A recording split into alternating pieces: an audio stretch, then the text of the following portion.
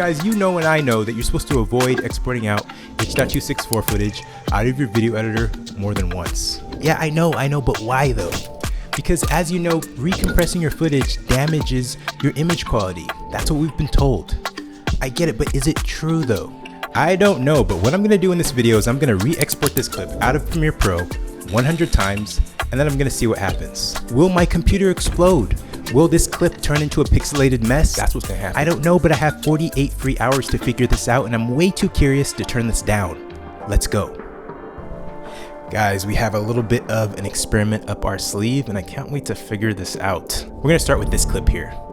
If I told you that there was a way to create and composite CGI directly on... Now, as you can see, I have a very short clip, 4 seconds, because I don't want to have to re-exporting out a long clip that's going to take too much time. It's not even necessary. What I've done is I've done two things. I've shot myself, well lit, well exposed, and then I also have a bit of text in the bottom corner, because this is what I want to do. I want to see how the footage is going to degrade in two ways, with the digital text that's in front, and then with the actual media of me talking, the actual footage beneath. I feel like, and I suspect, that the footage and the text are gonna degrade with each export at different rates. We're gonna see if that actually comes to pass. I have my computer right here, and I'm gonna export out my first clip. Okay, so this is the first time I've re-exported out your footage. This is something you shouldn't do, remember, and I'm not really seeing any difference. If I told you that there was a way to create and composite CGI directly onto... This is very, very interesting. Maybe if I zoomed in crazy close, I could see a little bit of aberration along the edges, a little bit of degradation of the footage, but right now I literally cannot see anything, and this footage is like blown up across my entire screen. Let's export it out a few more times.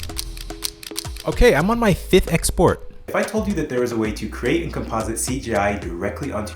I've exported this thing out 5 times. I would have expected this whole thing to have gone kaput, gone to crap, based on what I've been taught and what I've kind of just always expected over the years. I've been doing video production for 15 plus years, and I've never exported out H.264 footage this many times. Guys, I want to export this out 10 times now.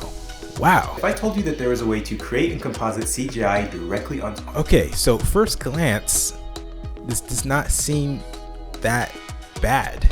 But what I'm going to do is I'm going to actually take a little bit of a closer look, and I'm going to actually compare these by actually zooming in a little bit to this export, and then I'm going to zoom a little bit into the first export and see if there's any difference. This is 4K footage, and I've zoomed all the way into my mouth, and I can see maybe it's a little bit fuzzier, a little bit less crisp as the first export, but nothing like I thought it was going to be. I thought by the 10th export, I thought by the 5th export, this would all be pixelated out. It would be completely undistinguishable. Okay, wait, I can see one thing.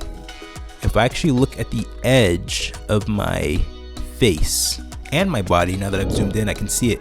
You can see a slight, red halo aberration of that edge of my skin that's bleeding out into the white background. I can see that. That is a degradation of quality. The image quality is going down. I can see that. Things are starting to get interesting. Are you a video editor? I'm sorry. I bet your computer a lot of the time feels like a double-edged sword. On one hand, it brings your creative visions to life, but it also sucks away your time, leaving you drained. You're not invested in your health. Your friends and your family miss you. You're about to lose the love of your life, and you need a solution before that happens. My suggestion, and what's worked for me while building my YouTube channel to 500,000 subscribers and being a freelancer, have someone else do the work for you, but not in the way that you think. I save hours on my edits by using Premiere Pro and After Effects templates made by professionals. Specifically, this bundle of 20 templates made by me and my team on the Olufemi channel. I'm talking about ePrism Volumes 1 and 2, that add these gorgeous prism lens distortion effects to your footage. It's perfect for music videos, weddings, commercials, and so much more. I'm talking about my cinematic titles pack, which are mind-blowingly simple to use and look absolutely gorgeous. Guys, I'm talking about my 50 subtle text animations pack, my VHS glitch pack, my TV screens and computer screens pack. So many incredible transition packs, light leak packs. There are too many packs to name. They are all carefully handmade by us, just for you. Say it with me. Templates save you time. Your time is valuable. Your time equals money. I'm giving you the total collection bundle right now for only $80. This includes 20 professionally made packs to streamline your workflow and to save you hours in your edit. That's only $4 a pack. Click the button to start getting your life back while creating your best work yet. Let's go all the way up to 20 times now. If I told you that there was a way to create and composite CGI directly onto... Alright, now on my 20th export, you can definitely see that halo starting to get a little bit bigger.